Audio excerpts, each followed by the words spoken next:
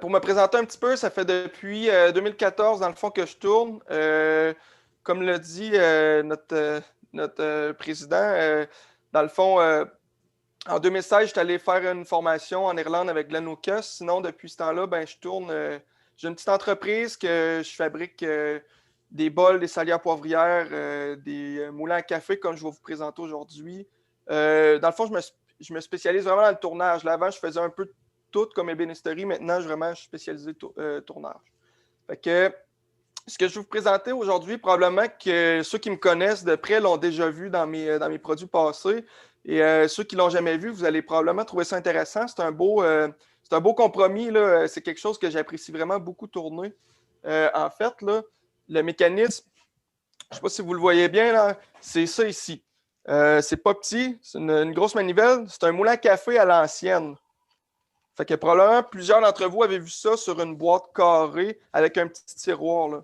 Mais moi, je l'ai adapté parce que, comme je disais, mon gros fun, c'est de tourner. Fait que tout ce qui est bandit et ces trucs-là, ben, c'est moins mon dada un petit peu.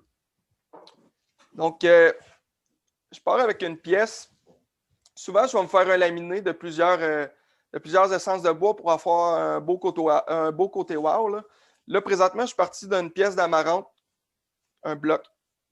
Puis, dans le fond, je l'ai juste arrondi parce que je vais faire un bol avec un couvercle. Puis, sur le couvercle, il va être fixé le mécanisme. Donc, ça fait vraiment un beau. C'est bien rare que ça va dans l'armoire, là. Les gens, quand ils en achètent, ils mettent ça sur l'îlot ou sur le comptoir ou à la vue, là, parce que ça fait vraiment un beau produit. En gros, j'ai arrondi mon morceau, que c'est un morceau, je vais juste vous dire la dimension.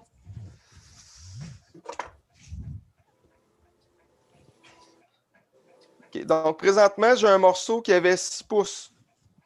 6 par 6 par 4.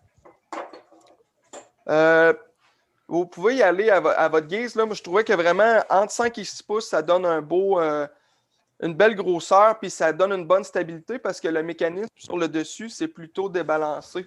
Si on fait une trop petite pièce avec une base trop étroite, mais il va chercher à tomber. Donc, un 6 pouces, là, ça fait vraiment une belle grosseur. Bon. Là, préalablement, ce que j'ai fait, parce que mes caméras sont fixes, je ne peux pas me déplacer tant que ça dans mon atelier, j'ai percé un trou à perceuse à colonne. Là, vous voyez, le trou, il y a 2 grosseurs. Il ne faut pas vous en faire avec ça. C'est juste parce que ma perceuse à colonne a rendu l'âme, puis ma petite perceuse à la main, n'était pas assez forte pour driller cette grosseur-là. Fait que l'important, c'était que je dégage tout mon mandrin pour pouvoir aller m'accoter comme il faut. Parce que je vais me prendre de cette façon-là. Avant le trou, juste pour vous dire, ce que je fais, c'est qu'il faut que le grain puisse passer. Donc, je ne sais pas si vous voyez bien, ça c'est le dessous du mécanisme. Le trou que je fais, il se trouve à être la grosseur de l'anneau de métal. Ce mécanisme-là, on est capable de le trouver un peu partout chez tous les fournisseurs de mécanismes de moulins. Le William Woodwright, ils en ont, Pen Blank. Je ne sais pas si chez Livalley, mais j'ai vu qu'il y en a plusieurs qui l'ont. On perce la grosseur de ça ici. L'important, c'est qu'il reste un petit peu de bois dans notre couvert pour réussir à fixer nos vis. Ça va aller comme ça au centre. Comme ça. Oh oui. Si jamais vous avez des questions, n'hésitez vraiment pas à m'interrompre. J'ai pas l'habitude de faire les webinaires. Là, ça fait comme 2 que je fais. Puis c'est plus difficile là, quand on n'a pas le feedback. Là. Si jamais vous ne comprenez pas ou peu importe, il y a quelque chose, vous avez besoin d'une explication, n'hésitez pas parce que je vais le clarifier. Des fois, je n'ai pas tout le temps les mots clairs là, pour expliquer. Là. Si je peux vous clarifier ça, ça va aider. Ça va bien, Mike. Fait que le mandrin que j'utilise présentement, c'est un mandrin qui vient de chez PSI. C'est un step jaw qui appelle. Donc, il y a plusieurs mâchoires sur le même. Fait que je peux utiliser plus petit, je peux utiliser plus gros. Dans le fond, là, c'est que je voulais le trou, là, il se trouve à avoir 2 pouces et un 16. Fait que je voulais juste avoir une mâchoire que quand elle n'est pas trop ouverte, elle donne 2 pouces et un 16. Fait que c'est celle-là que j'avais la plus proche. Fait que ma façon de le monter sur le tour, je vais venir le rentrer dans ma mâchoire bien à côté comme il faut. Je travaille en extension pour l'instant.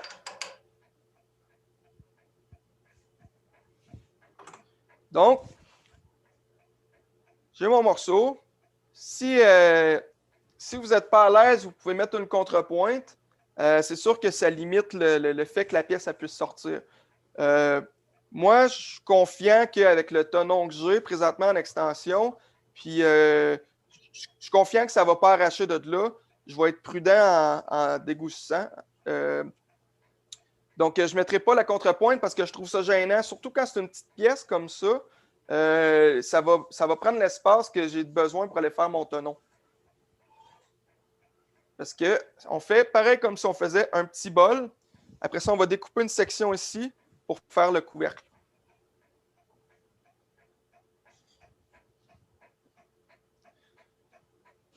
OK. Bon. Fait que je pars toujours mon tour, pas trop vite, pour voir si ça vibre.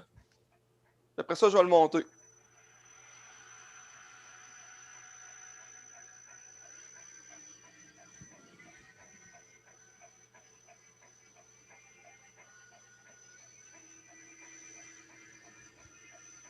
La façon de savoir à quelle vitesse je dois tourner, c'est en fait, je mets ma main sur mon tour, puis je vais capter jusqu'à temps que je sente une petite vibration, puis après ça, je redescends un petit peu la vitesse.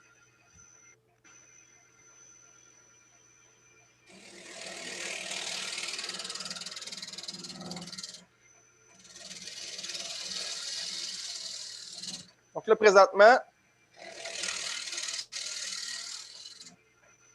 je fais la face pour pouvoir marquer mon tenon.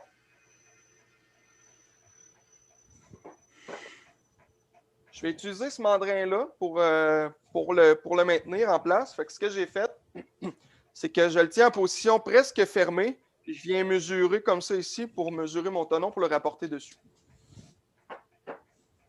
Puis je prends la position presque fermée.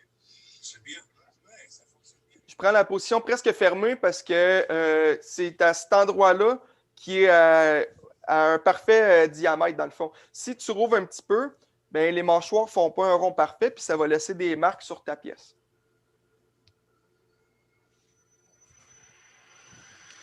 Donc, mon outil ici, mon compas, il y a un côté arrondi. Ce côté arrondi-là, je l'utilise toujours du côté que le tour il tourne comme ça, pour pas que ça pique.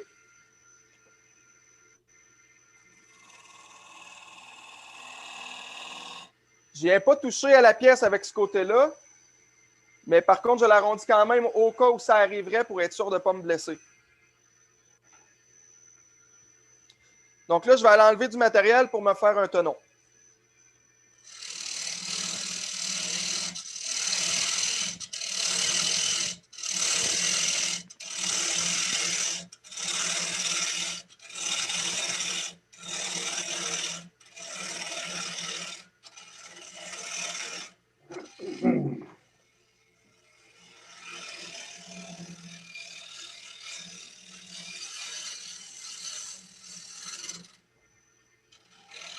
Je viens de changer de caméra. Pardon? Je viens de changer de caméra. C'est pas toi, Michael. OK. OK. Fait que là, dans le fond, j'ai un tenon, mais il n'y a pas le bon angle. C'est bien important. Je ne sais pas si vous pouvez le voir à la caméra, mais c'est des dovetail jaws qu'ils appellent. Fait que ça, c'est des tenons c'est un tenon à queue d'aronde. Puis il est fait de la même façon à l'intérieur. Fait que c'est bien important que j'aie le même angle pour être sûr que la pièce ne sorte pas. Fait que là, moi, honnêtement, je fais tout avec les gauges à bol. Quand je travaille en bois de travers comme ça, je fais tout avec mes gauges à bol. J'ai 2 couteaux présentement que j'ai sortis pour la démonstration. Puis c'est ceux-là. C'est ma grosse gauge à bol. C'est une 5-8. Puis ma petite qui est une 3-8. Ma petite est affûtée à un angle de 45 degrés. Fait que je suis capable d'aller plus faire des détails dans les coins.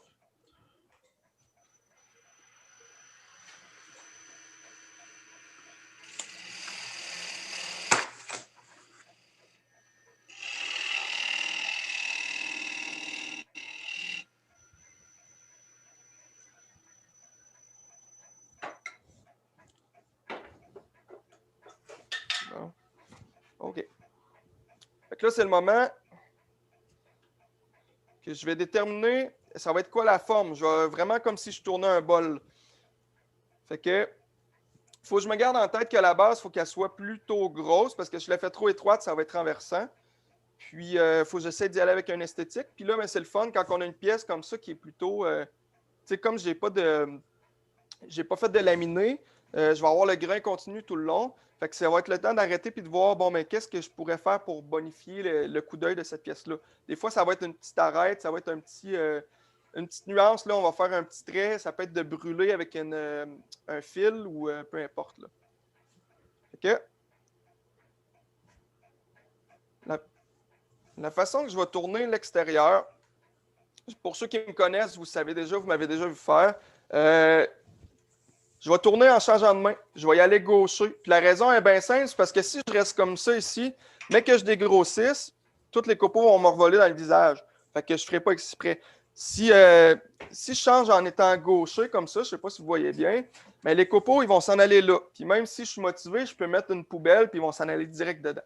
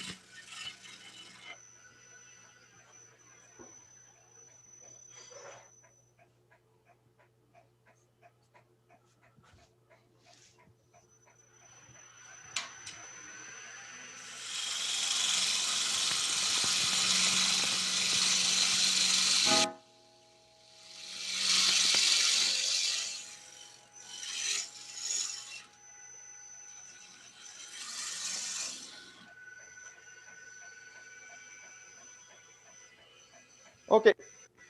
On s'entend que c'est une coupe pour dégrossir, donc c'est pas beau, c'est tout wavy, puis il y a du grand arraché. J'ai enlevé beaucoup de matériel. Donc, ce que je vais faire toujours pour aller finir, faire une coupe pour ne pas avoir trop de sablage, ben, je vais faire un push cut qui appelle. Un push cut, c'est une coupe qui va se trouver à être poussée, d'où le nom en anglais. Là. Dans le fond, c'est que je vais utiliser mon tranchant sur la pointe ici, puis je vais m'en aller. La main qui drive, la main dans le fond qui conduit, c'est la main en arrière. Donc, c'est important d'avoir une belle stabilité puis de s'assurer que notre mouvement ne soit pas gêné par notre corps. Ce que je veux dire par là, c'est si je suis bien en avant comme ça, puis que c'est ma main qui drive là, puis je commence confortable, là, à force d'avancer, maintenant, mon couteau il va venir à côté, puis je vais perdre ma coupe parce que je veux pas, je vais perdre mon angle vu que je suis à côté dans ma bedaine, si on peut dire. Tu sais, puis là, je vais me déplacer puis je vais être inconfortable. Le truc, on se recule un petit peu, on se prend un bon appui, un pied un petit peu en avant de l'autre pour avoir une bonne base. Puis on va commencer, on va se déplacer, puis c'est correct si on est inconfortable au début, parce que le corps humain est fait en sorte que nos muscles se fatiguent, c'est juste normal. Fait que si je commence, puis je suis à l'aise, puis je finis, puis je suis à l'autre bout, puis je suis pas confortable, mais ça va shaker. Si ça shake, bien, ça va se refléter sur la pièce. Fait que là, ben, c'est du fignolage, c'est du sablage de plus. Fait que je vais commencer, je vais me placer où est-ce que je vais être confortable pour finir. Je sais que je vais terminer ma coupe ici, mais je vais me placer confortable ici, puis je vais me déplacer pour la commencer. Comme je disais, la main qui conduit, c'est celle en arrière. Donc, idéalement, je ne mets pas mon pouce sur ma gauche. La raison est simple, si je mets mon pouce, j'ai deux conducteurs. Fait que si vous donnez un volant à votre passager dans votre auto, ça se peut qu'il se passe des affaires bizarres.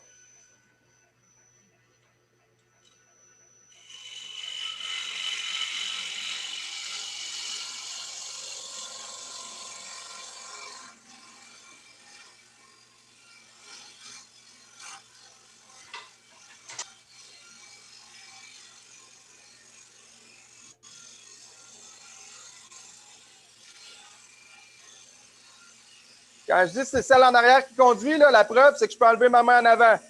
Faites-les pas chez vous, là, mais on est capable de le faire. La main en avant sert juste à maintenir le couteau pour pas qu'il y ait de vibration.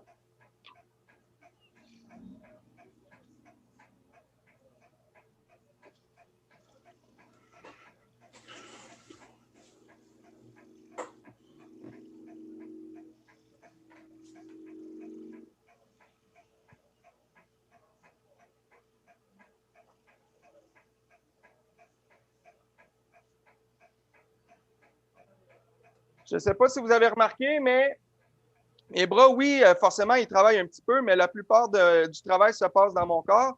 C'est le déplacement du centre de gravité qui fait que je vais avoir une courbe qui va être régulière. C'est plus facile de déplacer ses jambes comme ça que de déplacer ses bras et d'avoir une belle stabilité.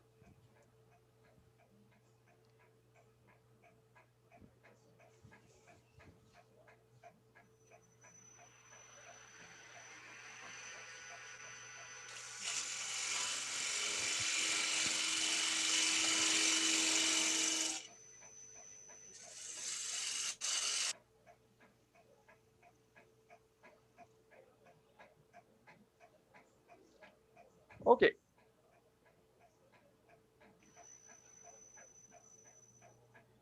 Là, il y a une chose que je vais faire qui s'appelle un shear cut. Je ne sais pas si vous avez déjà entendu parler de ça. Ça, c'est une merveille. Ça permet de limiter beaucoup, beaucoup de sablage puis d'enlever les petites aspérités. Présentement, on voit, la courbe est plutôt bonne. J'aime beaucoup l'apparence globale, mais j'ai une petite bosse ici. J'en ai une petite ici que j'aimerais s'enlever. Puis j'ai un petit peu de grain arraché ici. Donc, la façon de faire, ça prend un couteau qui est affûté Irish Grind ou Ellsworth, ce qu'il appelle. Fait que ça, c'est que les ailes sont grindées vers l'arrière plutôt qu'avoir un couteau conventionnel. Toutes les gouges à bol puis les gouges à détailler, on peut le faire dans le fond.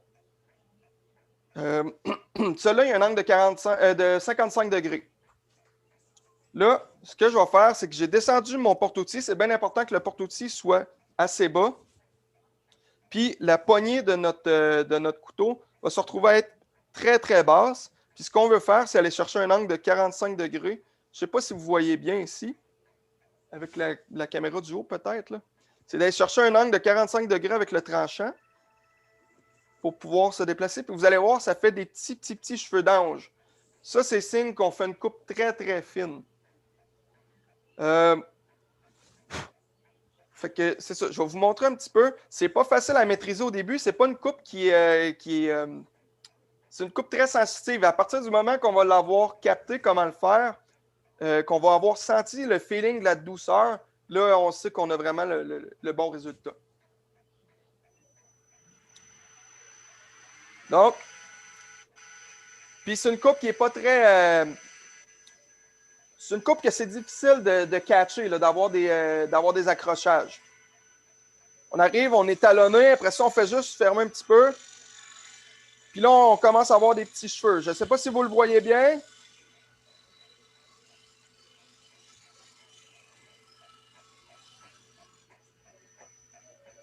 La grosseur des copeaux que ça fait, c'est minuscule. C'est pas une coupe qu'on va pouvoir faire d'un bout à l'autre. C'est vraiment une coupe pour corriger. Donc, si je vais enlever une petite bosse ici, bien, je vais aller passer une coupe de fois.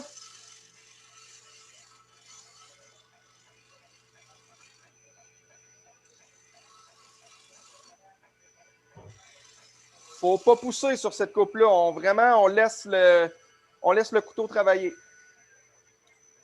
Ça s'appelle shear cut parce que, dans le fond, c'est comme une guillotine. Shear, c'est guillotine en anglais. Une guillotine, on le sait, la lame, là, sur les guillotines qui tranchaient des têtes dans le temps ou qui tranchent les feuilles de métal, là, la lame n'est jamais droite. La lame est toujours en 45 degrés parce que ça fait un moins gros contact. Tu as un contact sur moins long. Donc, c'est ce qui fait que ça fait des petits copeaux. Puis, en faisant des petits copeaux, ça enlève un petit peu de stress du bois puis ça l'empêche d'arracher ces fibres-là. Parce que tout le monde le sait, les fibres de bois, c'est comme des pailles. Fait que si on tire trop fort dessus, c'est comme si on arrachait ces pailles-là. OK.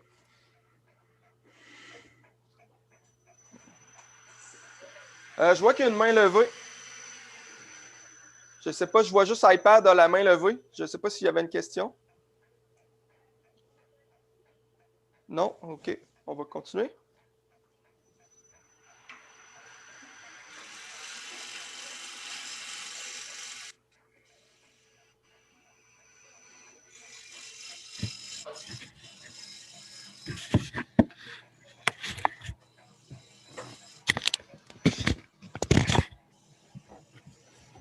Donc, vous voyez, encore une fois, je vais attendre un petit peu.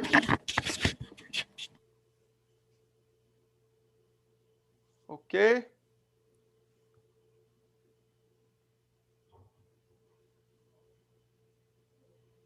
OK. Donc, vous voyez encore une fois, quand je fais ma coupe, ce n'est pas mes mains qui vont se déplacer. Si mes mains se déplacent, je vais avoir de la difficulté à garder le bon angle. C'est important que ce soit vraiment un déplacement du centre de gravité avec tout le corps. La façon que je vais la travailler, je vais partir du plus petit et aller jusqu'au plus gros de ma pièce. Puis après ça, je vais changer de côté puis je vais faire la même chose dans l'autre sens. Ma main, quand que je fais cette coupe-là, pour être sûr de garder la poignée basse puis le bon angle, je vais venir me prendre à l'équivalent de la bague à peu près sur mon couteau, comme ça. Si je prends ma main en bas, de nature, mon corps va avoir tendance à la relever pour être confortable. Donc, si je la prends vraiment à cet endroit-là, ça va être plus facile.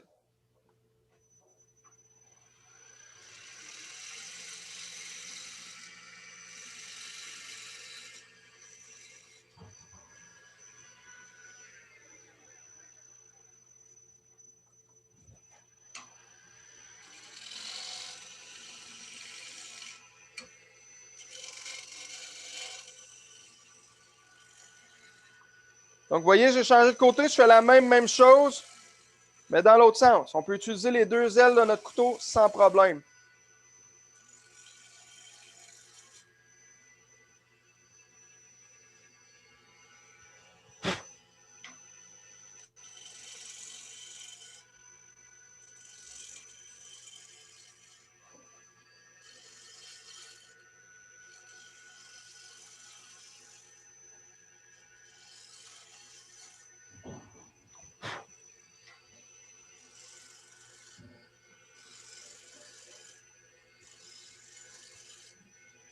OK.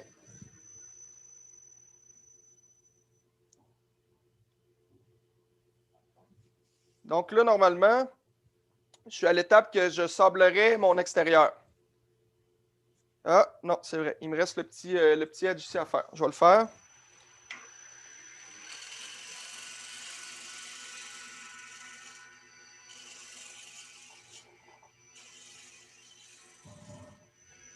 Bon.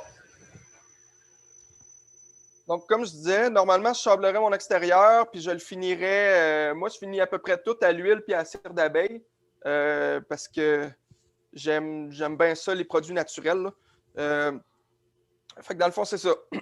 Quand je vais sabler, je vais passer un 120, un 220, un 320, puis après ça, je vais huiler. Si je vais plus haut que ça, l'huile, elle ne rentre pas comme il faut, puis ça ne donne pas un bon résultat à long terme.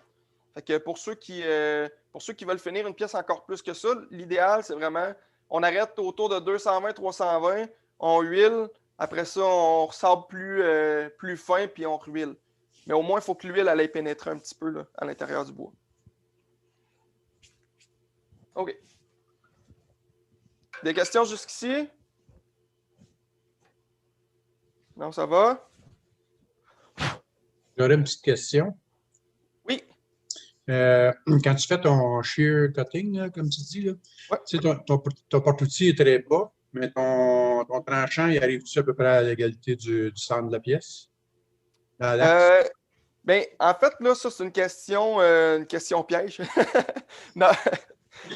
Mon tour, présentement, que j'ai, moi, c'est un VicMark VL300. Donc, il y a 12 pouces de clairance. Ça veut dire que je peux faire des pièces de 24 pouces. Ce qui fait en sorte que le banjo, le porte-outil, il est plutôt haut.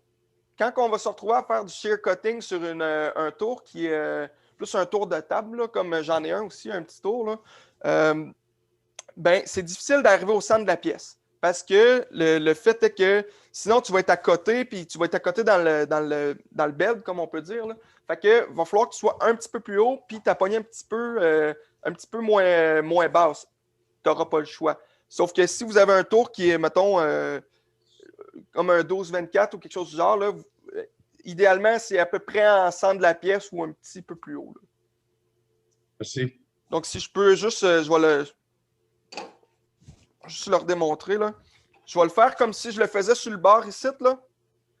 Parce qu'en fait, là, un shear cutting, ça se fait sur à peu près tout. Là, même sur les spindles, là, quand je fais une poivrière, vraiment une poivrière, là, avec ma gauche à détailler, ben, je fais des shear cutting. Ça limite vraiment beaucoup, beaucoup le sablage. Puis on sauve beaucoup de temps avec ça. Mon but, moi, c'est d'enlever le plus de matériel de la meilleure façon possible avec mes couteaux pour moins sabler possible. Comme la plupart d'entre nous, je pense. Là. Donc, vous voyez à quel point mon porte-outil est bas. Si je mettais mon couteau normalement ici, je serais vraiment en bas du centre de ma pièce. Mais étant donné que je vais... Ça fait comme un genre de porte-à-faux. Étant donné que je vais le positionner comme ça, ben là, je vais me retrouver à être au centre de ma pièce.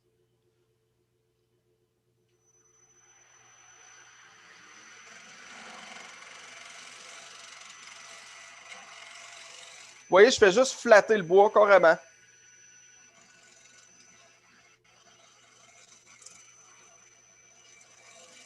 Il y en a souvent qui me demandent si c'est possible de faire du shear cutting à l'intérieur d'un bol. Ça dépend vraiment de la forme du bol. Je vais juste revenir.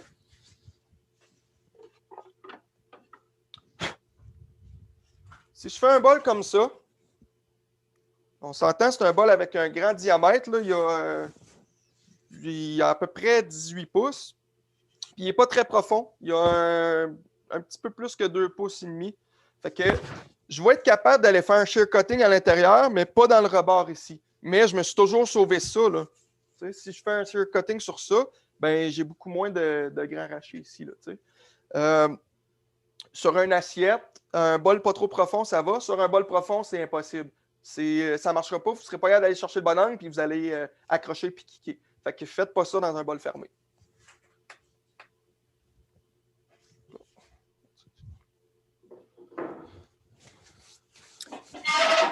Oui, Mike, c'est Martin, j'ai une question. Oui.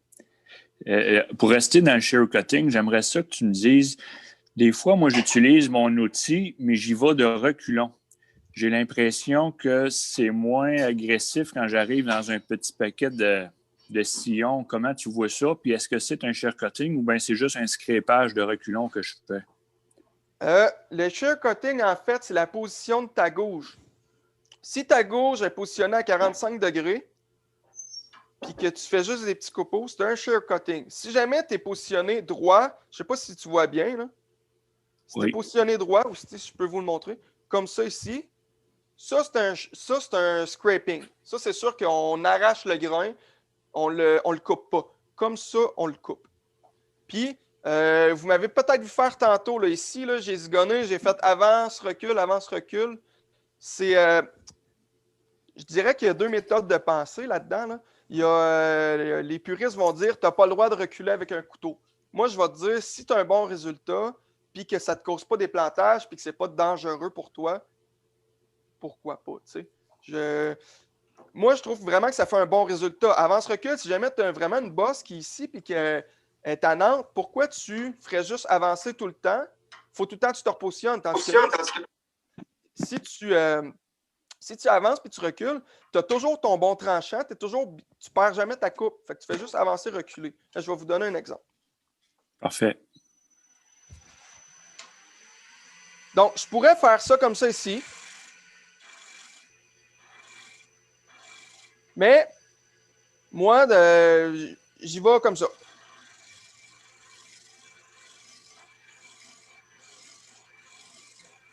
Comme ça, je ne perds jamais le contact avec ma pièce, puis je le sens si je suis rendu au bout, parce qu'on le sent quand ça arrête de vibrer. Là, quand c'est parfait, ça arrête de vibrer, on sent vraiment une douceur sur le couteau. Est-ce que ça répond à la question? Oui, c'est parfait, je te remercie.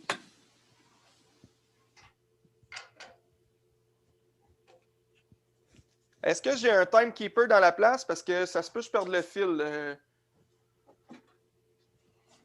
Je ne sais pas à quelle heure est la pause. Là.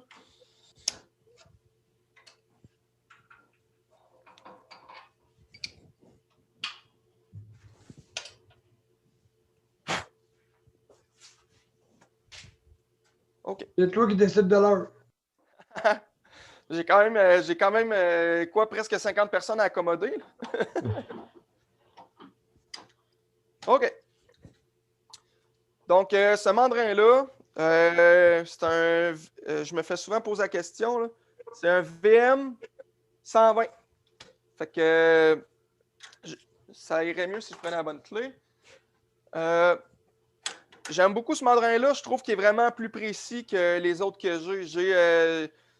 J'ai du one-way, j'ai un PSI, puis j'ai celui-là. Puis lui, quand je fais une pièce, je peux le remonter, puis j'aurai pas de vibration, tu sais, j'aurai pas de débalancement.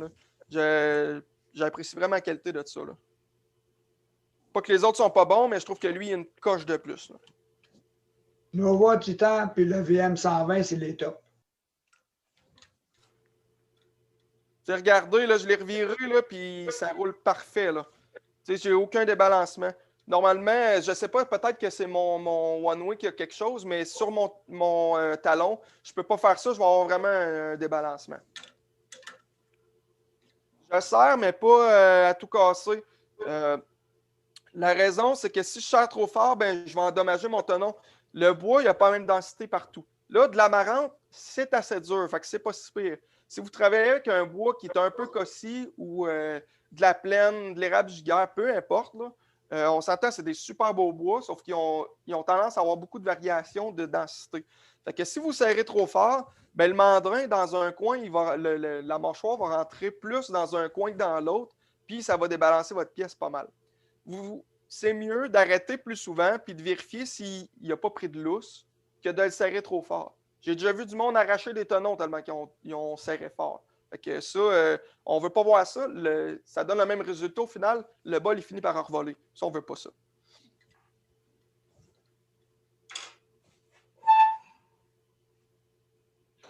OK. Fait que là, dans ma pièce, présentement, j'ai mon bol, si on peut dire, puis j'ai mon couvercle. Fait que là, ce que je vais faire, c'est que mon couvercle, je ne pourrais pas venir travailler le dessus plus tard. Fait que je suis aussi bien de le faire tout de suite. Donc là, ce que je vais faire, c'est que je vais me prendre une mesure de la largeur de la base de mon moulin. Puis je vais la rapporter sur la pièce. La raison est simple, c'est qu'il faut que j'aie une assise droite. Si mon assise n'est pas bonne, bien, on va voir le jour, ce ne sera pas beau. Fait qu'idéalement, ce que je vais faire comme détail, je vais le faire à l'extérieur de la base. Donc, si je regarde, mon assise là, est bien, bien droite. Si ce n'est pas droit, bien, vous faites juste le fesser et assurez-vous que ça l'est.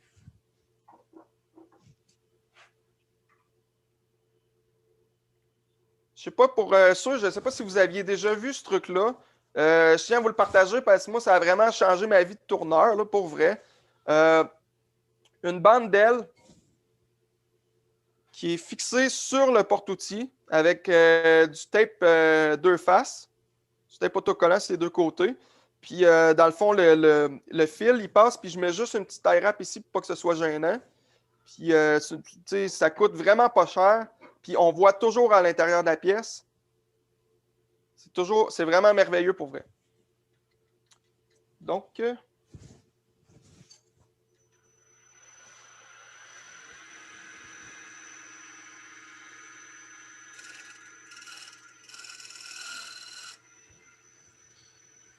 donc là, la ligne est subtile. Je ne sais pas si vous la voyez, probablement pas, mais c'est juste une petite ligne référence pour être sûr de ne pas aller manger le matériel à l'intérieur ici.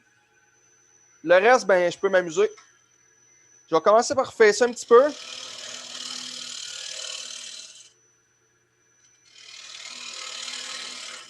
Là, ce que j'aime bien faire, c'est faire une espèce de petite descente. Ça donne une impression de minceur ici, puis ça laisse quand même assez de matériel pour le moulin pour que ça tienne bien.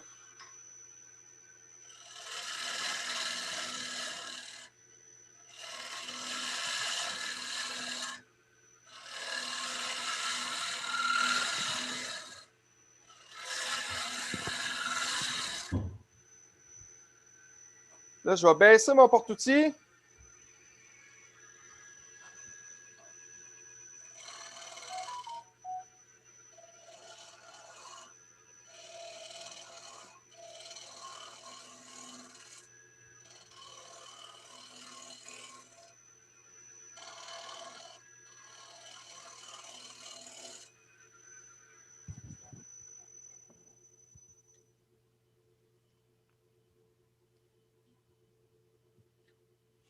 OK. Donc, si je regarde ça, ça va donner ça.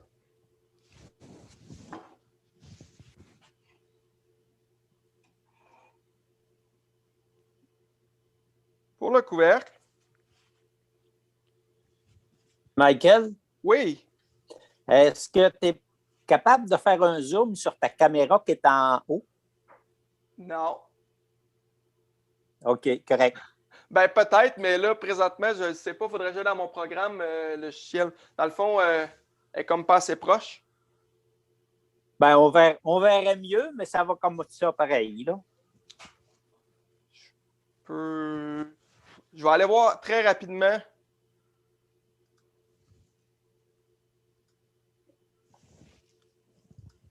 Je vais t'aller un peu plus tard pour les contrôles. Pardon? Tu regarderas en pause. OK, oui. Ben d'accord.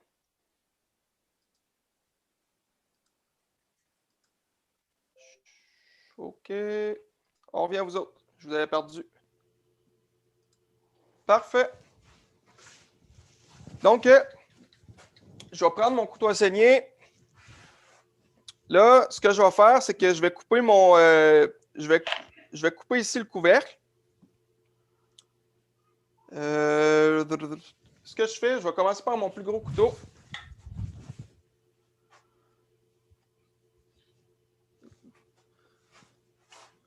Puis je vais garder une bonne épaisseur. Je vais garder...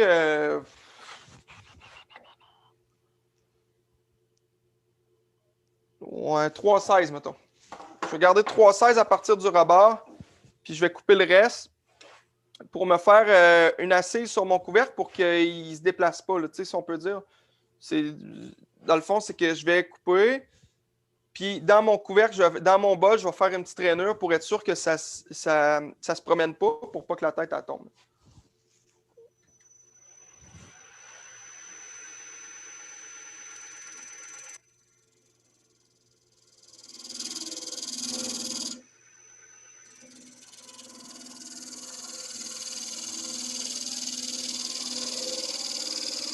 C'est bien ce que je craignais. Tantôt, j'ai échappé mon couteau. Il est tombé direct sur le tranchant. Fait que je vous reviens 30 secondes.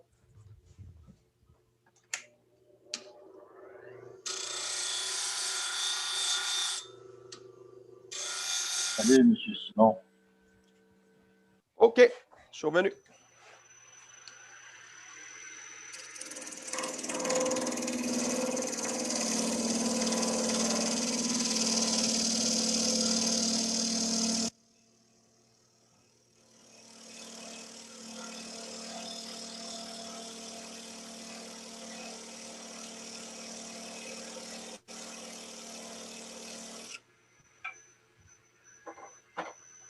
Alors, je peux échapper les autres.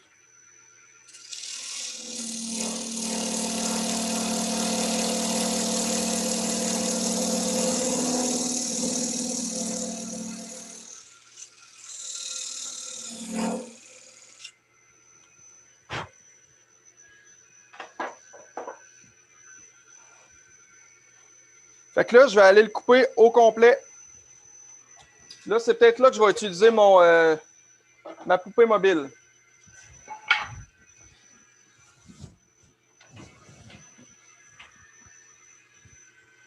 Pour être sûr de ne pas l'avoir sa baboune s'il arrive quelque chose.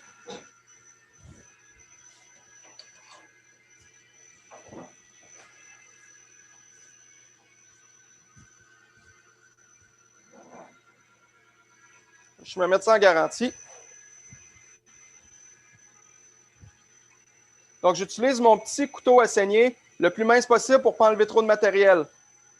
Donc, comme je suis parti avec un gros couteau à saigner, puis je vais finir avec un petit pour le reste, mais ça va me laisser vraiment une rainure qui va pouvoir m'aider plus tard.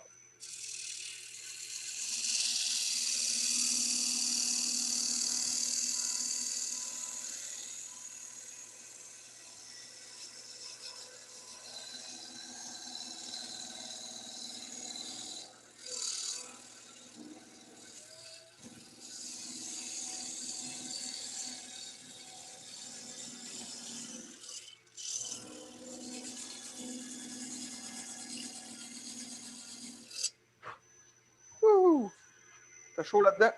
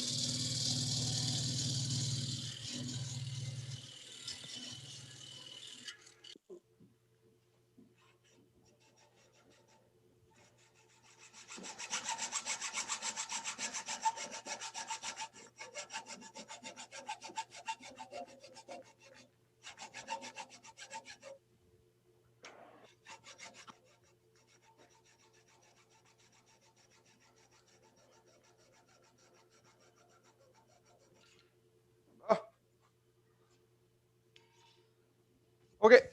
Donc, on a Michael? notre... Oui. Quel aurait été le risque si tu avais fait tourner ton tour, mettons, une vingtaine de tours minutes, là, mais... L'acier à métal, elle a des dents qui sont normalement courbées par en avant. Si tu fais ça, ça va mordre.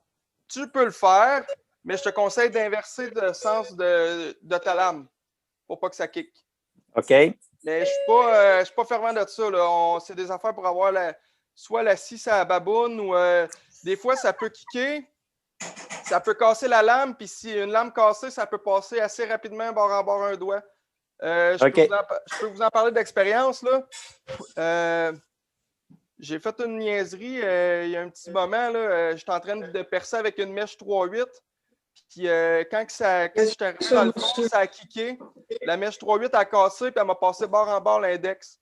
Résultat, le doigt il était tout cassé, tout égrené, puis j'avais des morceaux de métal, de mèche partout là-dedans. Ça a pris une opération. Fait que je suis prudent à cette heure sur ces affaires-là. OK. Bon. Donc là, on a notre couvercle. C'était, là, ce que je n'ai pas dit en partant, c'est bien important d'avoir une pièce qui n'a pas de craque, surtout de la section de votre couvercle, parce que si jamais vous avez des fissures qui ne sont pas réparées, pas stabilisées, ou un mauvais collage dans une lamination, bien, votre couvercle, c'est sûr qu'il ne sera pas résistant, là. On s'entend que c'est quand même ça qui va tenir le poids de toute la tête, là. C'est dans le fond, là. Là, regardez pas la brûlure, là. C'est sûr que le couteau n'a pas fait une belle job, là. Mais ça va se retrouver à être comme ça. Comme ça. Fait que faut que ce soit assez solide comme couvercle. Si vous faites ça en pain, ça risque pas de résister. Ça prend un bon bois franc. OK. Donc là, le couvercle, je ne sais pas si vous voyez bien la rainure que ça l'a laissée, la petite marque. C'est important de la voir. Il ne faut pas l'enlever. Ça, il va falloir que je la mesure et que je la rapporte sur mon morceau ici.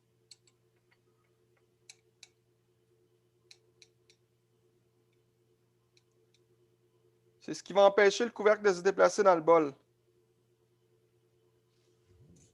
Donc là, j'ai ma mesure pour tantôt.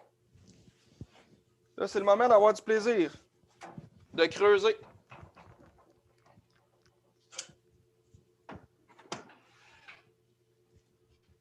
Fait que là, je vais commencer par fesser un petit peu ici. Puis après ça, je vais rapporter ma mesure. Puis je vais commencer à creuser.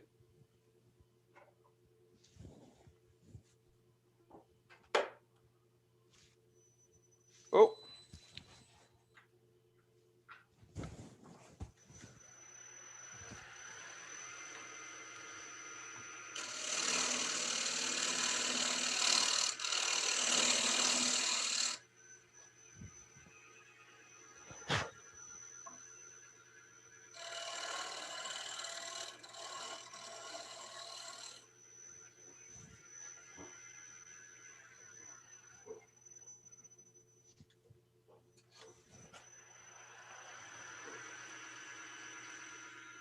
Vous voyez mon bourron, je l'ai identifié avec un tape pour pas tout le temps le chercher.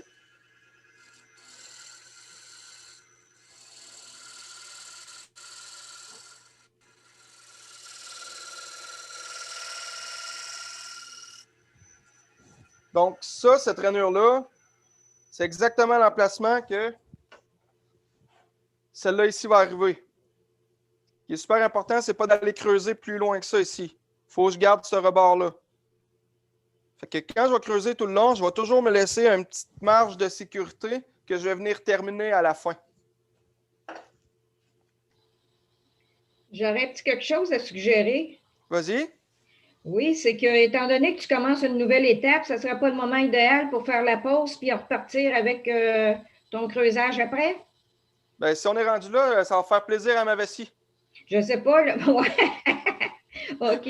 Mais je ne sais pas où ce qui est rendu. Claude, là, on ne l'entend pas. Il y a eu une pause, pipi. OK. Oui, je vais aller vérifier.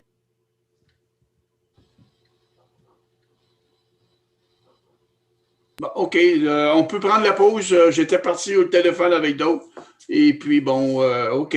Est-ce que, Martin, tu es prêt à prendre une pause? On pourrait continuer par la suite? Oui, c'est parfait pour moi. OK. Martin, je voulais parler à Mike. OK.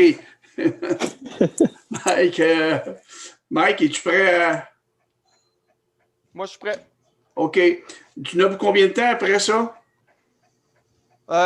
Dites-moi combien de temps il faut que je fasse. Bon, écoute, 3 heures.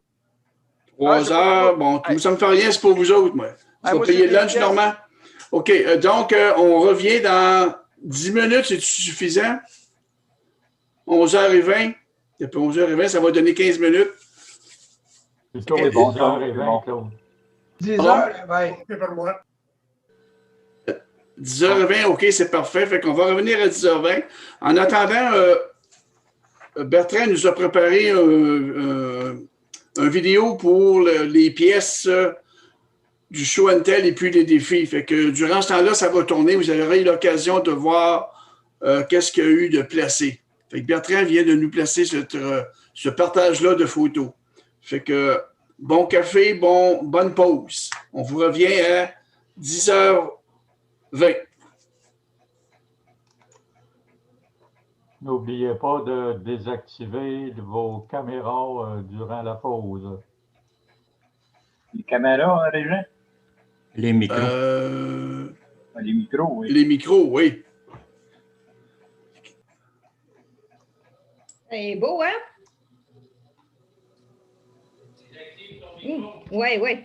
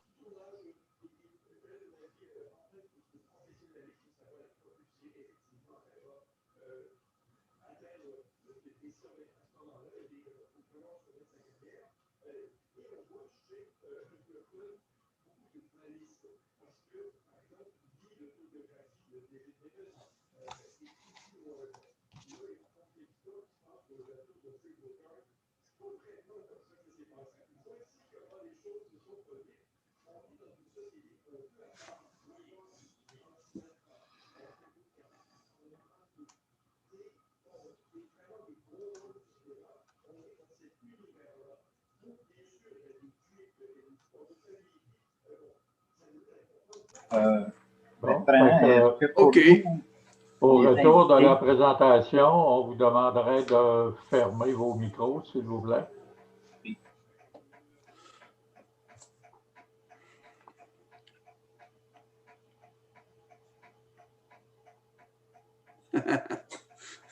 Vous avez vu ce que Denis a répondu?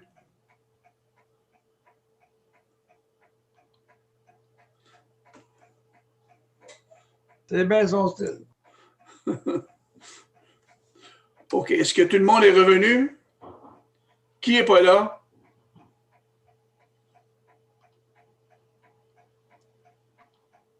Il n'est pas là. Ils sont pas là. Ah, ils n'ont pas répondu, donc OK. Mike, Oui, si tu es prêt, on va reprendre la partie. fait. Et- OK. Bon, là, ce que j'ai fait pendant la pause, j'ai sablé vraiment rapidement pour vous montrer vite l'étape de finition que j'utilise très rapidement, puis c'est très simple.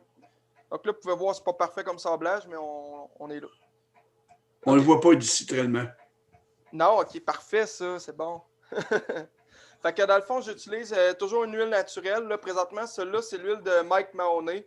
Pour ceux qui le connaissent, c'est un grand tourneur américain. C'est une huile de noyer. Je l'aime vraiment. Elle a une bonne odeur, elle est cicative, elle fait un beau fini. Fait que c'est une huile que j'utilise beaucoup. Sinon, j'utilise la Saman pour les blocs de boucher. Éventuellement, je vais essayer la Livos, là. Mais j'aime bien le rapport qualité-prix de ces deux huiles-là.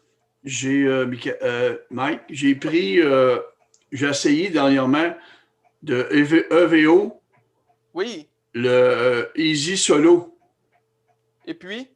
Et puis, là, j'ai appliqué la semaine passée une 4e couche sur mes poivrières salières de Coco Bolo, puis ça l'a donné pas mal un beau fini, assez illustré, pas trop non plus.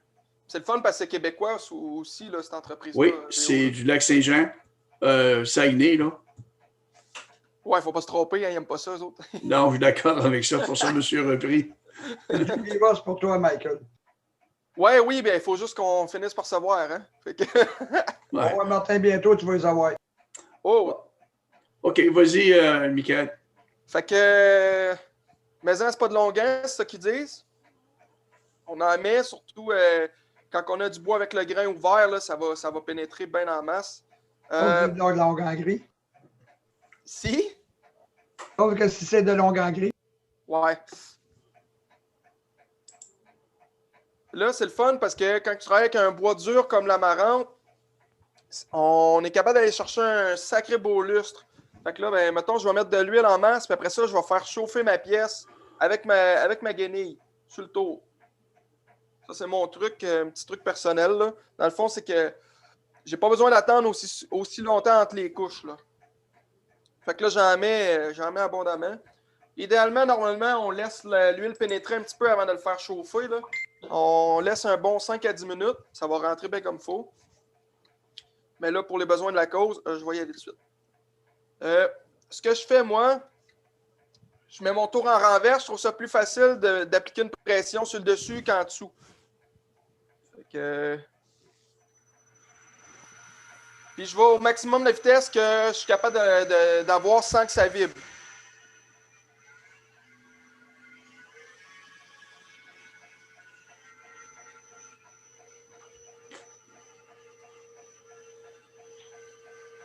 Voilà, appliquer une petite pression.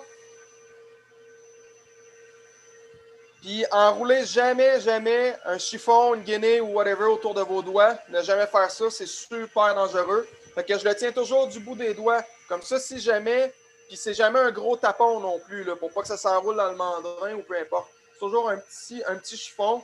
Moi, c'est des t-shirts que je déchire, je fais des petits tapons. Puis si jamais il arrive de quoi, que ça mord en quelque part, ben le chiffon va juste se revoler puis ça va finir là.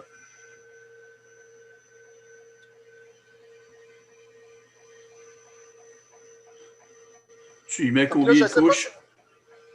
Ça va dépendre du temps que j'ai à mettre là-dessus. Puis aussi, moi, souvent, c'est des pièces à vendre.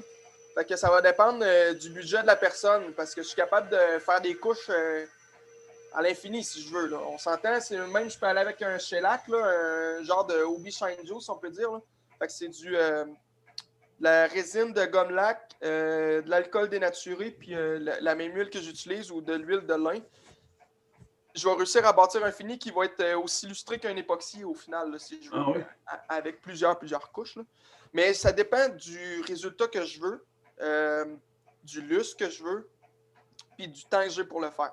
Mais là, on peut voir déjà, là, on s'entend que la pièce n'était pas super bien sablée, puis avec une couche, j'ai déjà un super bon résultat. Fait que je pourrais aller chercher... Michael, il y a une question sur Internet. À quel endroit tu te procures ton huile?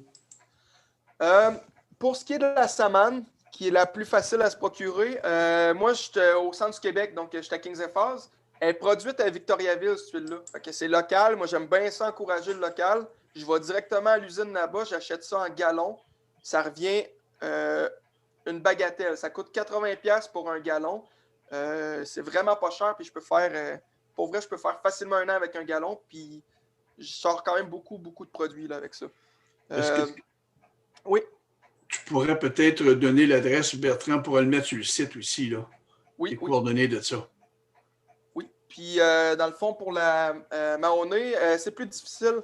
Il y a notre ami Trump qui a resserré les règles récemment. Puis, traverser de l'huile aux États-Unis, des États au Canada, c'est plus difficile que de traverser une bombe, d'après moi.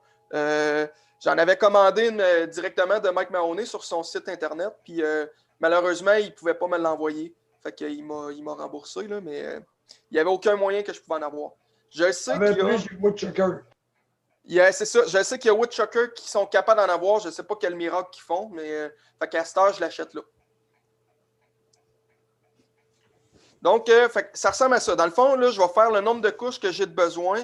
Dans ce cas-ci, mettons, pour un bois comme ça, j'irai avec un bon 3 couches. Puis, je le finis toujours avec de la cire d'abeille. Puis la cire d'abeille, je ne fais pas une pâte, mais je ne la fais pas fondre, rien. Ce que je fais, c'est que j'ai un bloc. Puis je ne veux pas la couper parce qu'elle est plus dure comme ça.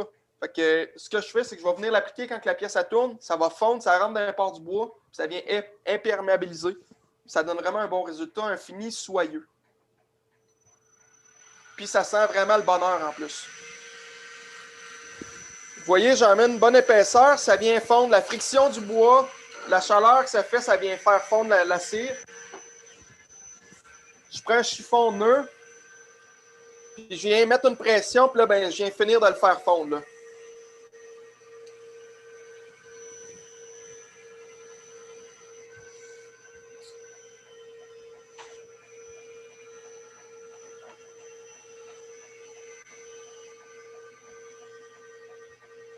Là, normalement, à cette étape-là, si je veux sabler, ça va être le moment de ressabler là, pour pouvoir monter en grit, pour pouvoir avoir un fini encore plus en plus doux. Là.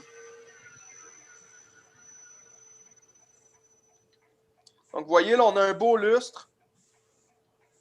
C'est doux, doux, doux. Donc, c'était ça pour la petite parenthèse finition. OK. Là, c'est le moment de creuser. Creuser, c'est comme je disais tantôt, quand on creuse dans une pièce en bois de travers comme ça, on fait un push-cut techniquement. Parce que on utilise le bout on met notre main sur le bout du manche, puis on rentre, puis on va pousser vers le mandrin toujours, idéalement. Parce que si je pars du centre, il y a plusieurs techniques. Là, je vous explique la mienne. Si je pars du centre comme ça, puis que je viens tirer vers l'extérieur, ce que je fais, c'est que je viens appliquer une pression contre la pièce comme ça. Mais présentement, j'ai le mandrin qui le tient comme ça ici. Donc, si je fais une pression, mais ça cherche à faire relever le coin là. Puis, on va aller créer une vibration. Si je rentre dans la pièce, puis je m'en vais vers le mandrin, j'applique une pression vers, bien, j'ai plus de stabilité, j'ai moins de chances que la pièce elle sorte, j'ai moins de vibration, je vais avoir un meilleur résultat. Quand on est en bois de fil, c'est un autre game, par exemple. Vu qu'on veut coucher les fibres, on n'a pas le choix de tirer. Mais moi, ce que je fais normalement en bois de boue, je vais pousser quand même, puis je me laisse de la place pour faire une passe de finition que je vais tirer. Parce que je préfère travailler dans le sens de mon mandrin pour pas que la pièce elle sorte.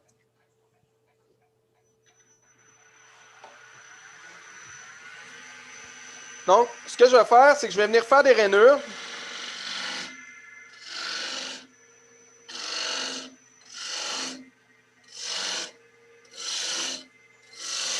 Comme ça.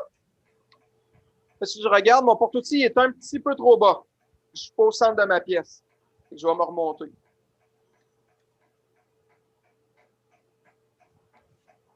OK, là c'est bon.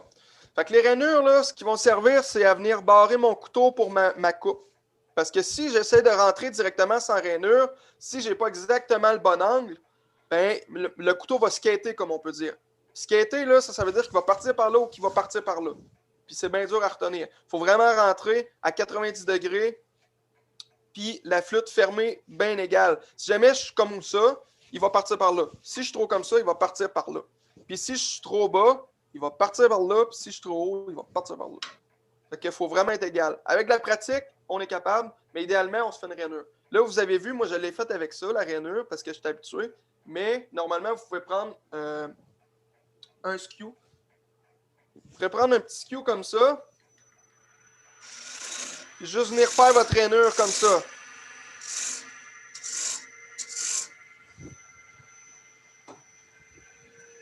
Donc, on vient s'accoter comme il faut dans notre rainure. Encore une fois, mon pouce, il ne tient pas comme ça la gauche. De un, si je tiens la gauche comme ça, ben, mais que je sois rendu dans le fond, ça ne marchera pas. Il faut que j'aille une belle curve constante. Puis de deux, si je tiens ma gauche comme ça, ma main va chercher naturellement à pousser vers là. Puis celle-là, elle va travailler à l'inverse. Donc, ce que ça va faire, c'est que je ne serai jamais capable de faire une belle courbe constante. Je vais avoir un droit, puis je vais avoir un plat dans l'autre sens. C'est vraiment difficile d'aller faire le petit entre-deux. Fait qu'idéalement, on met notre main juste pour limiter la vibration, comme ça. Puis c'est la main d'en arrière qui drive. Je ne sais pas si vous voyez un petit peu. Ouais, OK, ouais. C'est bon. C'est la main d'en arrière qui drive.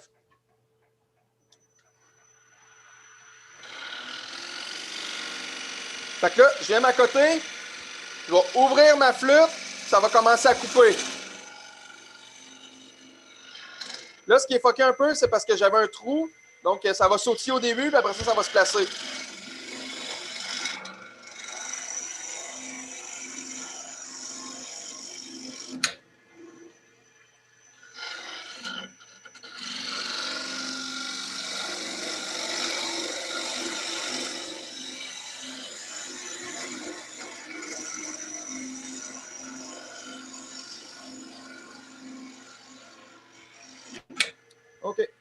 Une chose qui va être nécessaire, j'ai vraiment besoin d'un affûtage. Fait que je vous reviens dans 15 secondes et quart, point 5.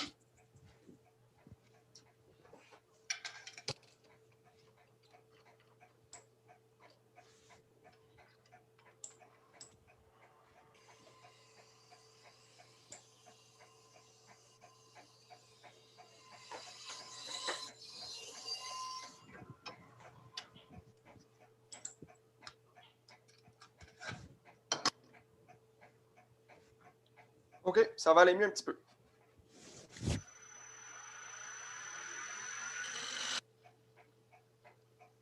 Ah!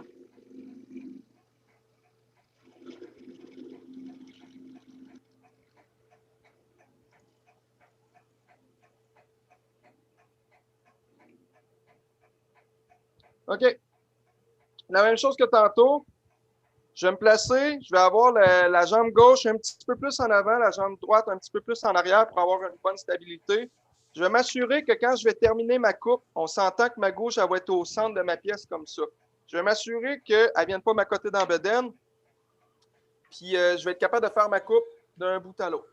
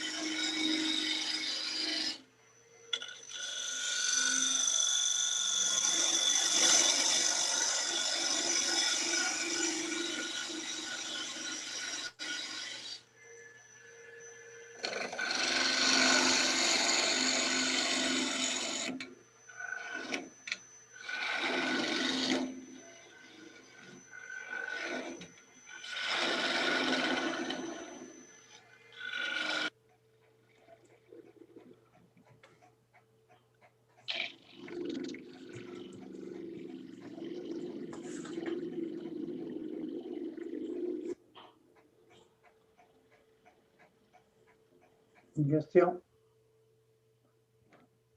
Une question? Oui. Oui. Là, est-ce que tu coupes avec juste la pointe ou si tu te sers un peu de l'oreille? Je me sers pas de l'oreille, je me sers vraiment de la pointe. Je me sers, mettons là, si on peut regarder là, j'ai le centre de ma pointe là, je vais être juste un petit peu à côté. On pourrait parler de 1,32? Ben, si je dessine une ligne dans le sens, je suis peut-être à maximum un 16. Entre un 30, ouais, pas loin de là. Puis OK. la façon de le voir, c'est que quand que je vais couper, on voit les copeaux d'où ils sortent. Ils sortent vraiment comme si c'était dans le centre, mais un petit peu décalé. OK, merci.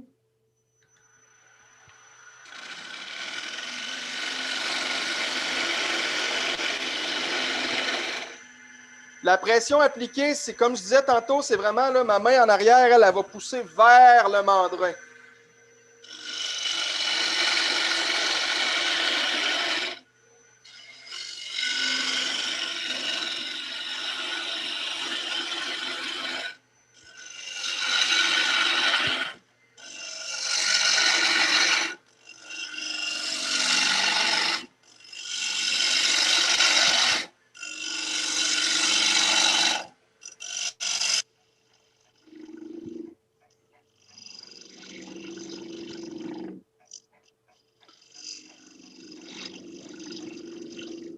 OK. Je ne sais pas si vous êtes capable de bien voir à l'intérieur du bol. Ce que je fais présentement, c'est un peu comme une map topographique. Si vous pouvez voir comme ça, j'y vais en escalier. La raison est simple, c'est que si je vais toujours plus profond ici dans le côté versus le centre, mais je vais finir par défoncer mon bol. C'est ma façon de ne pas défoncer, moi. Je fais une rainure la plus profonde ici, puis après ça, je m'en viens, puis la prochaine est moins profonde, la prochaine est moins profonde. Donc, je m'assure de toujours avoir un profil rond pour ne pas avoir une tétine dans le milieu ou peu importe. Puis, quand je vais mesurer, je vais toujours me fier à la profondeur de mon fond. C'est plus simple comme ça.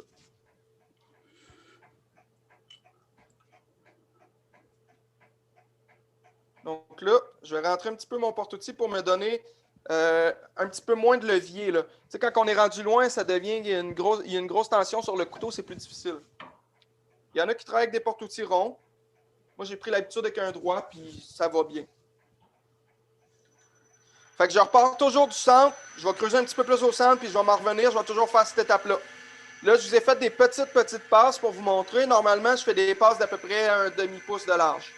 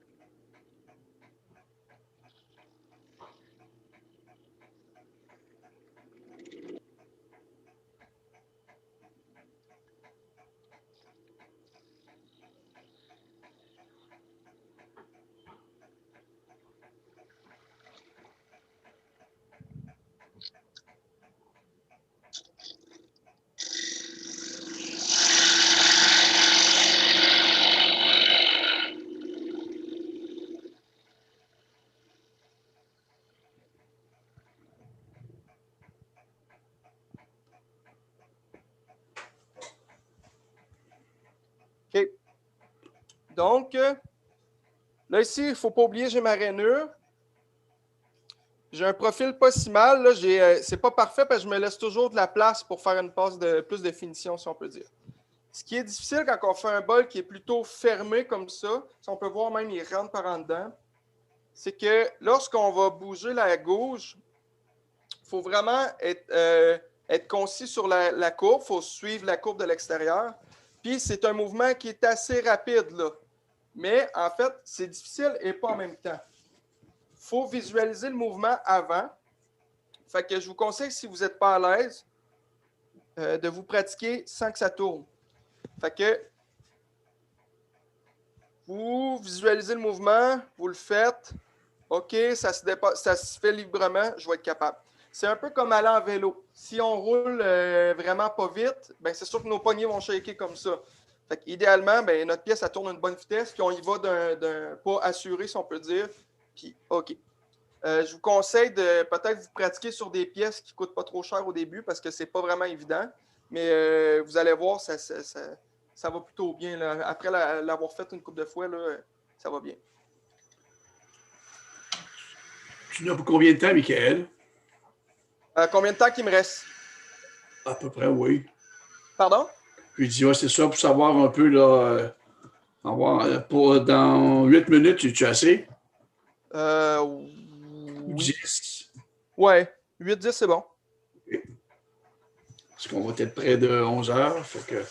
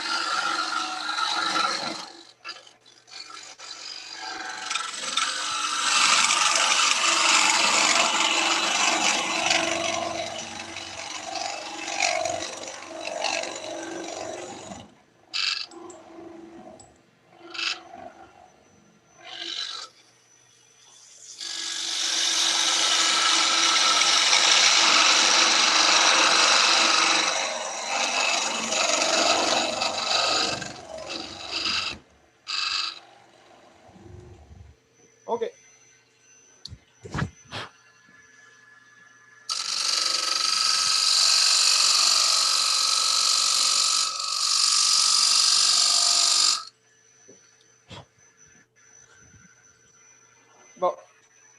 Donc, pour faire la finition, la dernière passe, comme je viens de faire, je vous conseille de vous affûter avant. Ça donne toujours un meilleur résultat. Ensuite, ce ne sera jamais parfait. Si vous voulez aller vous améliorer un petit peu, ce que je vous conseille, c'est un scraper négatif. Donc, celui-là ici, c'est un gros scraper. Dans le fond, il est aiguisé, il y a un angle de chaque côté. Celui-là d'en haut, il n'est pas très gros, puis celui-là d'en bas, il est plus prononcé un petit peu. Quand j'affûte, j'affûte toujours celui-là d'en bas. Ça prend à peu près 30 secondes, puis ce qui fait que ça coupe, c'est le morphile.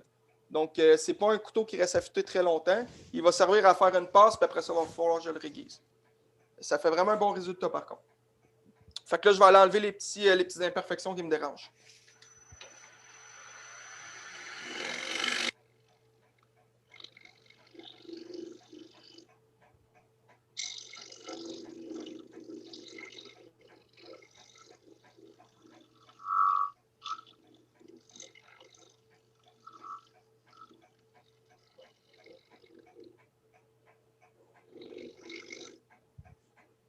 Le fait qu'il soit négatif, la seule chose que ça change versus un qui n'est pas négatif, c'est que c'est un couteau qui est moins, qui va moins chercher à piquer, à mordre. On n'a pas besoin de le travailler en ayant la poignée haute vu qu'il est négatif.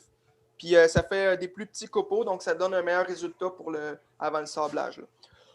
Donc, je ne sais pas si vous pouvez voir correctement l'intérieur de la pièce. Je vais vous le tourner. Mais ça donne un très bon résultat. Ensuite, le couvercle. Je vais venir m'assurer qu'il fit. Et voilà. Donc, il fit, puis j'ai laissé un petit jeu d'à peu près 1,32. C'est super important parce que le bois, ça reste vivant, surtout au Québec avec nos hivers et nos étés. On a beaucoup d'humidité l'été, pas beaucoup l'hiver. Donc, si je le fais trop serré, c'est bien beau dans l'immédiat, sauf qu'il ne restera pas comme il faut. Il va finir par plus fermer ou par rester coincé. Fait que comme on veut une pièce qui est quand même pratique, parce que c'est des choses qu'on va se servir peut-être pas tous les jours, mais souvent, il faut que le couvercle aille bien. Fait que là, je ne sais pas si vous pouvez bien voir.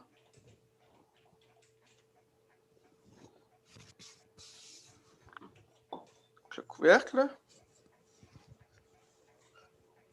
Ça. Donc là, évidemment, il me resterait à sabler le couvercle. Je l'aurais probablement fait tantôt, mais là, je ne l'ai pas fait. Donc, sabler, finir. Puis, visser le mécanisme. Ça vient avec 2 vis. Fait que dans le fond, on se sente bien comme il faut. On le visse. Puis, c'est vraiment génial. Là, dans le fond, on moule le grain. Puis, quand on veut le récolter, on lève le couvercle. Puis, on l'a dans le récipient. Puis, même avec ça, on peut faire un petit pilon. Donc, ça devient vraiment comme un moulin à café et épices. Fait que les gens peuvent s'en servir comme moulin. Ou on fait un petit pilon, ça fait un mortier et un pilon en même temps. C'est vraiment un truc génial là, que les gens y apprécient beaucoup normalement. Très important de suivre le lignage du bois pour les vis. Eh oui. Oh oui, c'est ça. Puis quand on assemble le couvercle, là, on s'assure, là, on regarde le grain. On s'assure que le grain il match comme il faut. Puis après ça, on essaie de centrer pour les vis puis que ce soit beau. Et d'être dans le bon sens. Sinon, ça va casser. Ton courant peut travailler et éclater s'ils ne sont pas sur le bon côté. Oui. Mais c'est des vis qui sont bord en bord. C'est pas des vis qui sont 7 screws, comme on peut dire. C'est vraiment une vis avec un tarot. Donc, les vis sont plus longues un petit peu. Ça peut empêcher si le bois il y a un mouvement, il peut fendre si tu ne suis pas le crin de fil. Oui, c'est ça. Puis, en faisant le trou, justement, moi, je fais toujours le trou dans le couvercle un petit peu plus gros que la vis. Comme ça, quand il va y avoir un mouvement du bois, mais ça ne va pas le faire fendre, il va pouvoir se déplacer librement. C'est une botte avec un tarot. Puis, les bottes sont plus longues un petit peu, donc j'y coupe, puis je viens limer l'excédent. Je ne sais pas si vous avez des questions. Oui, j'en aurais une, Michael. L'huile que tu utilises, est-ce que ce serait parce que Robert a fait un petit commentaire en discussion que c'était de l'huile de braisin? Non, c'est de l'huile de noyer. L'huile de noyer, OK.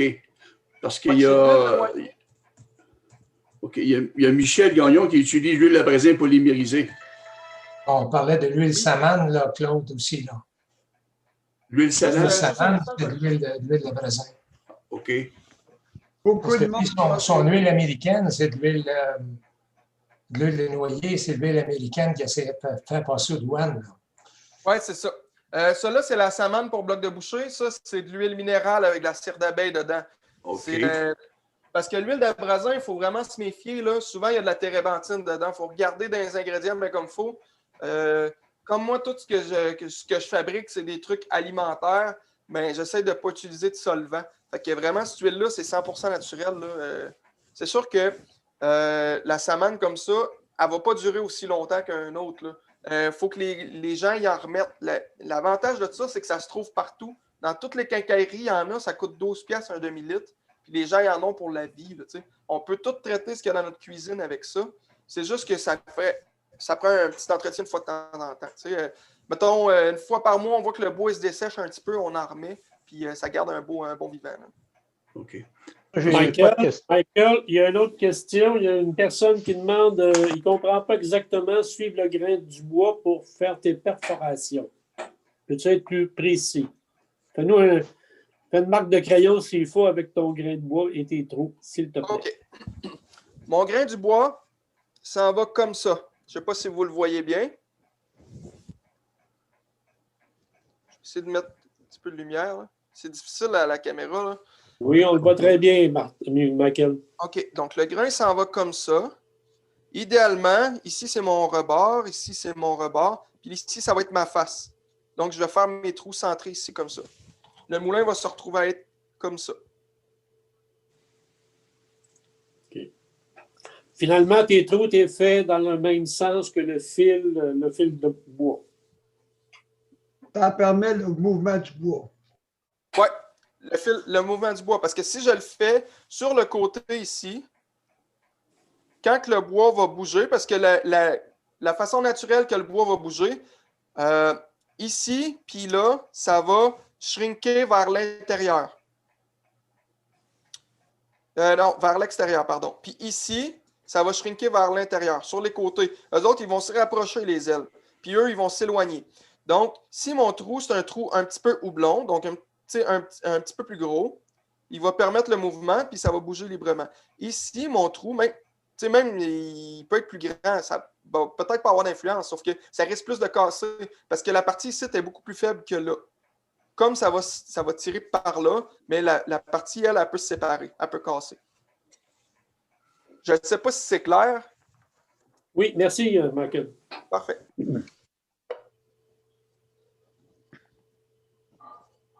Donc, oui, il y a la partie d'enlever le tenon. Quand j'ai une pièce, normalement, un morceau de bois super wow, là, une loupe de quelque chose ou peu importe, je vais faire une expansion plutôt que de faire un tenon. La raison est simple, c'est que je perds beaucoup moins de matériel comme ça, puis je n'ai pas de tenon à enlever. Là, présentement, j'aurai un tenon à enlever. J'ai 2-3 façons de le faire. C'est sûr qu'il y a des gens qui ont des vacuum chucks, ça c'est une merveille, ça va vraiment bien. L'autre façon, c'est un jam chuck. Jam chuck, je vais vous montrer ça. C'est des pièces sacrificielles que je fais. Dans le fond, c'est quand j'ai une pièce, mettons, je m'enligne pour tourner quelque chose, puis je trouve qu'il y a un défaut dedans que je n'avais pas vu à la base. Puis si j'ai une fente, là, je ne pourrais pas vendre ça à un client avec une fente comme ça. Bien, je garde cette pièce-là, j'ai déjà un tenon dessus. Je garde cette pièce-là, puis je viens coller un bout de tapis de rubber. Fait que dans le fond, là, ce qui est vraiment le fun, c'est que là, j'en ai une à cette grosseur-là, ça devrait fitter pour ce bol-là. Fait que je vais venir à côté, je vais mettre ma contrepointe comme il faut, puis je vais pouvoir enlever mon tenon tranquillement. Il va juste me rester une petite tétine que je vais enlever au ciseau à bois. Après ça, je vais sabler. Fait que ça, c'est la façon abordable de le faire. La façon chère, c'est d'acheter un vacuum chuck. C'est sûr que c'est tout le temps le fun d'acheter des nouveaux outils. Colle-toi un tenon. Puis, l'autre façon que je fais aussi pour enlever, c'est sur la sableuse à courroie. La sableuse à courroie, ça fait bien job. Tu peux te coller un tenon aussi pour sauver du bois. Oui, je peux me coller un tenon pour sauver du bois, mais j'ai encore le problème de l'enlever. Tu sais, idéalement, si je fais une mortaise que je travaille en expansion, mais là, j'ai même pas ça à faire. J'ai sûrement un exemple. Là. La mortaise, c'est mon préféré. Regardez. Cette pièce-là, par exemple, c'est une petite boîte. C'est une loupe de noisetier de Bastogne. Ça coûte la peau des fesses. Pour vrai, là, je ne sais même pas pourquoi j'ai acheté ce morceau-là. Ça ressemble bien gros à du noyer noir, sauf que ça coûte cher, c'est tout. Je ne voulais pas perdre de bois, fait que j'ai fait le plus petite expansion possible. Sinon, quand je fais une assiette, comme ça, je pars dans de la planche d'1 pouce. Fait que j'ai pas beaucoup de matériel à enlever. Là. On s'entend, si je veux avoir une assiette avec un beau rebord, ben, il faut que je fasse un tenon, pas trop gros, pas trop épais. Il y aurait aussi la possibilité de prendre des jumbo jobs. Oui. Pour enlever le tenon, effectivement, oui. J'ai pas une super bonne expérience avec mes jumbo jobs. Puis souvent, les pièces grosses que mes. Finalement, je me fais tout le temps un petit. Comme je vous ai montré, là, une pièce sacrificielle avec un tapis. Là, et pour moi, c'est vraiment le meilleur résultat que j'ai eu. Là. Le plus efficace versus le résultat. Là. André, tu as présentement, les jumbo jobs dépassent le 20 pouces. Qui ça? Le montagne que tu as présentement, tu peux mettre des jumbo qui dépassent le 20 pouces. J'ai le même, c'est pour ça que je peux te le dire. Ouais. Oui, il arrête à 16 pouces et demi. Au final, je peux prendre des jumbo ou juste utiliser ma contrepointe puis une grosse plaque. Là. J'en ai des. Mettons une plaque comme ça, là, ça fait super bien le travail. Là. Ça n'a rien coûté. Fait que c'est ça. OK, on a terminé. Ou y a-t-il encore des questions? Je ne sais pas si je peux ajouter. Tu sais, avant la pause, là, Michael, il sciait son couvercle avec une scie à fer, hein, avec les commentaires. Moi, je suggérerais qu'il pourrait utiliser une scie japonaise comme ça, parce que c'est une scie où on tire au lieu de pousser. Les dents sont penchées vers l'arrière.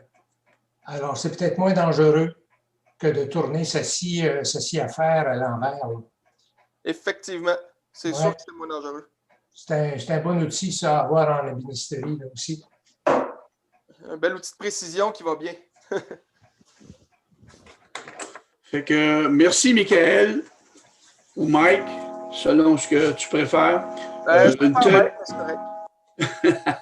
Je sais qu'il y a eu des... En tout cas, merci beaucoup. C'était une présentation extraordinaire, une belle présentation, beaucoup d'explications, c'est clair. Je pense que j'espère que tout le monde a apprécié cette démonstration-là. Et puis, merci, Michael, d'avoir accepté de nous faire cette présentation-là. C'est super gentil de partager des connaissances avec nous. Pardon? Une question? Oui. Oui, OK, Pierre. Combien coûte ton moulin? Là, je sais qu'il y a eu une grosse augmentation, mais de mémoire, c'est entre 25 et 30 $ selon le site qu'on va le chercher. Combien? Entre 25 et 30. OK. J'ai été voir Michael tantôt sur William Woodwright. Il y a un modèle à 32,95 et puis un modèle à 27,95. J'ai de la misère à voir la différence parce que les explications ne sont pas complètement en détail, mais c'est ça, je l'ai commandé 2 de chaque. 27 et 32. OK. Je dirais qu'il y en a un que la poignée est sur le dessus, puis l'autre, la poignée est sur le côté. Je pense que c'est une préférence visuelle plutôt que... Parce que le reste, c'est la même chose. La pierre à l'intérieur est en céramique. Fait que c'est vraiment efficace comme moulin, là, pour vrai. Elle a influencé Martin encore. Ouais. Encore des dépenses. Et... Fait que, merci beaucoup. Merci.